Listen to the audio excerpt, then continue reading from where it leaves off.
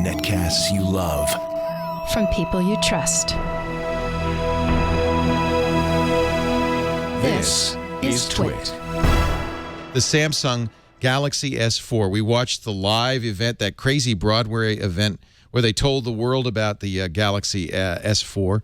And I finally got one. And actually I have two. I have a U.S. version. This is the AT&T version. It's the white version. This is a 4-core Snapdragon processor with LTE capability. But the one I'm going to probably use is this. This is an unlocked 8-core. It's an Exynos. 8 processors in here. But what you give up, of course, with 8 processors is, oh, there's Shannon. What you give up with 8 processors is the LTE capabilities. This is actually one of many photo modes where you can freeze something. So you were moving around, the TV was moving around, but I said, I'm going to freeze Shannon's head. So you'll see your hands move, everything's moving, but your head didn't move. You get one expression the whole time. That's one of about a dozen gimmicky That is so weird. photo modes in the camera. And I have to say, gimmicky is the word that comes to mind when you look at the Galaxy S4. In terms of specs, it's pretty amazing. You might say this looks a lot like a Galaxy S3. It does. It's very much the Galaxy form factor. They haven't changed that hardly at all.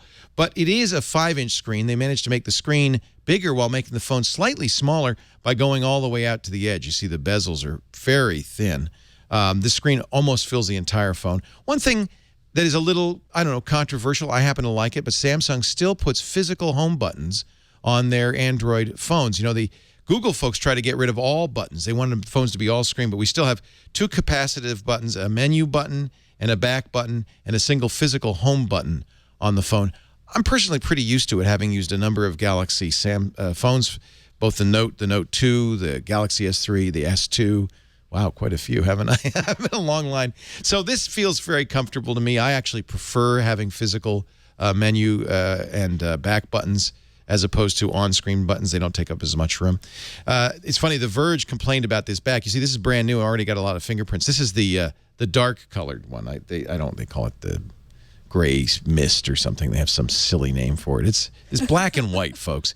And they complained about the back, saying it was slimy. Well, it is a very smooth plastic back.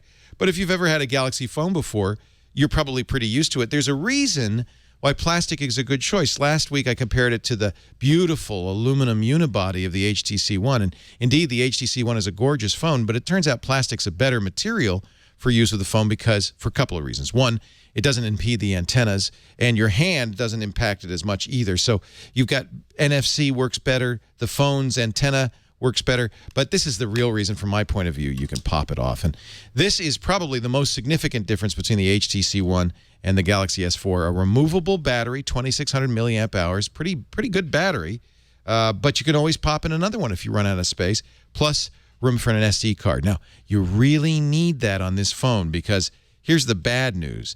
While the HTC One is available in 32 and 64 gigabyte versions, you'll have to buy the memory you want ahead of time because you can't add memory after the fact. There's only one memory form factor for the Samsung Galaxy S4, a very meager 16 gigabytes, but the story's even worse because when you get the phone home, there's only about 8 or 9 gigabytes free. Most of that is used up by the junkware that Samsung has loaded this phone up with. This is an unlocked, there's no carrier on this phone, and it's still just jam-packed with Samsung silliness. And to only have 8 gigs free on a modern Android phone is a real issue, primarily because Android likes the apps to live on main memory. Now, I did put a 64 gig SD card in here. That means my music and my photos and media can live on the SD card, audiobooks and so forth, but I still have to have enough memory for my apps. Some apps can be moved, but for the most part, you want to leave apps on the main internal memory. 8 gigs, you'll have to check and see how many apps you've got. If you've got an awful lot, 8 gigs might get a little short after time. That's something to really keep in mind, and I think a legitimate criticism of the Samsung Galaxy S4. In terms of features, pretty amazing. This 5-inch screen is 1920 by 1080, 441 dots per inch, very high resolution. Is it Retina? Absolutely. Although, because it's Super AMOLED, it is a pentile display. And if you do look close up, you can see it's perhaps not as crisp as the IPS LCDs display on the HTC One. The One definitely wins in terms of crispness and vibrancy of display. On the other hand, it's not exactly a poor display on the Galaxy S4. It is very crisp, very beautiful. There's a lot of functionality built into this phone. You probably saw on the ad, there's a lot of sensors in here. I can wave at the phone. I can look at the phone. It sees my eyes. I can scroll through pages by looking up and down or waving my hand up or down. I could pick up the phone by waving my hand in front of it. To me, a lot of that is just pure gimmickry. I don't really see the need for it. Samsung obviously is looking for ways to differentiate their phone from the competition, and certainly there is a lot of differentiation in here. When you look at the camera app, well, it just goes on and on and on. I showed you the motion feature, but if we look at modes, there's a animated photo. That's what I just showed you. There's rich tone HDR. There's the eraser mode where we can erase stuff that moves through a static picture. There's a panorama mode, pretty stock. A lot of Android phones have that. Sports mode means a faster frame rate. Night mode means a wider aperture. This is a 13 megapixel camera. That's probably about the highest you're going to see in in almost any standard phone. Best photo is kind of fun. You take a series of pictures, and then you could select one with a smile and so forth. That's kind of an interesting feature. You've probably also seen them talk about the best face, where you take 5 consecutive pictures of a group of people and pick the best face from each of those 5 for each of those people. So you have one picture that has them all smiling. Sound and shot's weird. You take a static picture, but you have about 3 seconds of sound in the background. The drama mode's the one they've been talking a lot about it, where you have, it looks like multiple exposures as somebody moves through the frame. That's just the beginning, though. I mean, there's a ton more in here. All sorts of editing features and mode features, all sorts of stuff going on. It might take you days to learn the camera. In fact, I have to point out that this is one of the few phones that actually comes with manuals, 3 of them, a quick start guide, a handbook, and a full manual. This is more manuals than I got with Windows 8. And you know what? There may be more to learn than there is with Windows 8. This is one of the most junk-laden phones I've ever seen. Now, one man's junk is another man's treasure. And if you are a photographer, some of these photo modes might be really valuable to you. The nice thing is, yeah, you have the wave mode and the don't touch mode and the look mode, and you don't have to use them if you want to take them out. All of these can be turned off or on. In fact, I have to say, points to the Galaxy S4 compared to the HTC One for flexibility. There are so many settings in here. You can do so many things with this phone that the basic manufacturer settings have 4 tabs total, and you could probably put in more. Look at this. If I just play with the notification center, I can add a bunch of different buttons to my drop-down notifications. Wow. This is, if you're looking for a configurable phone, this is very configurable. I mean, you're getting great hardware, removable battery, an SD card, complete configuration capability, a gorgeous 1920 by 1080 screen, up to 8 cores. Removable battery means I don't have to worry about battery life, but I'm getting about 8 to 10 hours. It's at least as good as the HTC One. And, of course, whenever I buy a Galaxy phone, I usually buy 1 or 2 extra batteries so I can keep them in my pocket ready to go. I think this is a very impressive phone that does things no other Android phone does, including a multi-window feature that lets you run 2 programs at the same time. This is as close to a desktop computer as you can get. I haven't fully configured this phone. This one just came today. This is the new unlocked version of the phone. One other big advantage, in my opinion, of the Samsung Galaxy S4 against the HTC One, it's running Android 4.2.2, the latest version of Jelly Bean. Will only be the latest until Google I/O in a couple of weeks. But, hey, it's the latest today. This is the HTC is running 4.12, a considerably older version. I like having the latest. And one of the things that 4.22 does is have live notifications in the drop-down. I find those very useful.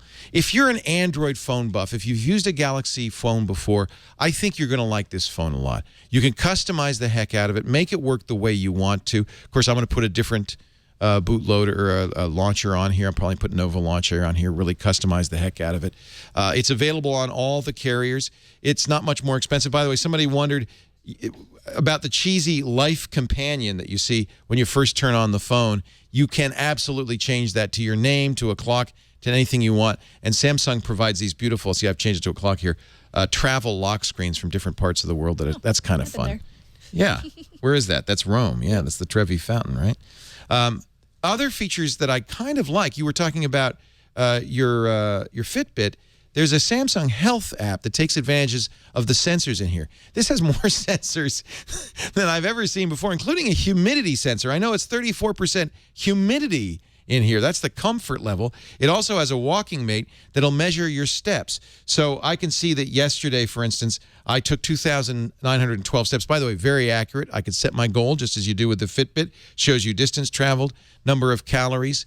That's a very nice feature, and it does it just because the accelerometer of the phone works very similarly to the accelerometer on your Fitbit or your Nike Fuel Band. That's a nice feature. I like this health. They're going to have additional modules available. It does have a food tracker. You can enter in your weight and so forth. That's one of a number of additional applications that Samsung builds into it.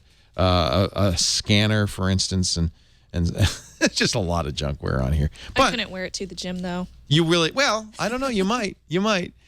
You should definitely get an SD card because you're going to want more storage. It comes with very little storage. It's very fast, very fluid, a gorgeous screen. I have to say, on the pros and cons, on the pros, this is absolutely the best Galaxy phone ever made. Of course it is. It's the most recent. It's thin. It's light. Don't listen to The Verge. That's not slimy. But if you don't like it, there's a variety of cases and covers. I've ordered. It's not available yet. I hope it'll be available in time for the review. A cover that has a peekaboo hole in it and can use a feature of the Super AMOLED that only part of the screen lights up. So you can actually put that cover on and see what time it is with the cover closed. There's certainly lots of ways you can make this back be more palatable if you don't like plastic backs. Since we always put our phones in a case anywhere. Well, anyway, I don't really mind that it's a plastic phone. But yeah, okay, so that's a con. It's not quite as gorgeous as the HTC One. A lot of junkware on here. I guess that's a con, although you don't have to use any of it. And for some people, maybe that's something you'd really want on your phone. The screen really is beautiful. That's a definite pro on here. The removable battery and the ability to add an SD card is definitely a pro for this. A powerful, fast phone, state-of-the-art features. I think Samsung's got a winner here. It's a definite buy. But that's not the question most of you are asking. Most of you want to know, well, which should I buy? The HTC One or the Galaxy S4 or maybe something like the Nexus 4, Google's own vanilla experience, which is half as much as these phones. I bought this phone, by the way, unlocked for $800. Wow. $800. You can get it, depending on your carrier, for $200, $250, subsidized with a 2-year contract. I would say that it depends on you. If you want a kind of a more customizable experience, the Galaxy S4 really is desirable in that regard. It is 422. It is a lot easier to get this to a pure Google experience than the HTC One. HTC Sense really mucks up the works and in many respects can't be removed from here. They tie you down a little bit. On the other hand, in terms of fit and finish, there's nothing more beautiful than the HTC One. Camera-wise, it's interesting. The HTC One has a 4-megapixel camera. The Galaxy S4 has a 13-megapixel camera. I think they're both very good cameras. They both have a lot of features. There's no doubt the HTC One wins in low light, and most of your photography is in low light. It's not in broad daylight, but inside, indoors. I like the camera a little bit better on the HTC One. I love the Zoe feature, which is not present on the Samsung Galaxy S4. So on camera, fit and finish the HTC One better. It really is going to depend on your personality. You want a customizable power tool for a real geek, you're going to get the Galaxy S4. If you're more desirous of something that's beautiful and feels good in the hand and is kind of a work of art, this is much more like an iPhone, the HTC One. You're just going to have to decide for yourself. I'm keeping them both. That's my review of the Galaxy S4. Pretty nice phone, I have to say. It's so much like the old Galaxy. I was a little less excited about it. I thought, I want a new form factor. I want it to look a little bit different. It doesn't.